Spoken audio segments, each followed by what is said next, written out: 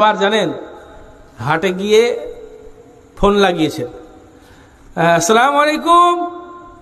ওয়ালাইকুম আসসালাম। মৌলানা সাহেব বলছেন? হ্যাঁ হ্যাঁ মৌলানা সাহেব বলছি, বলেন কি খবর? তাহলে হ্যাঁ হুজুর, হাটে এসেছিলাম গরু কিনতে, তো গরুটা ভালোই লাগছে, পছন্দ হয়েছে, তো পাটা একটু ছোট বড় করে ফেলছে, তো এই গরুটা কি কিনে কুরবানি করা যাবে না?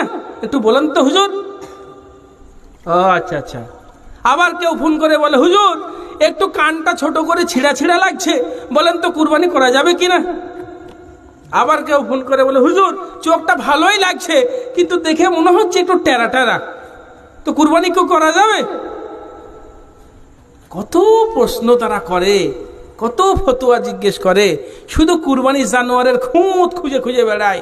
চোখটা ভালো নাকি শিংটা ভালো নাকি ঠ্যাংটা ভালো, তার লেজটা কেমন, সবটা খুঁটিয়ে খুঁটিয়ে দেখে।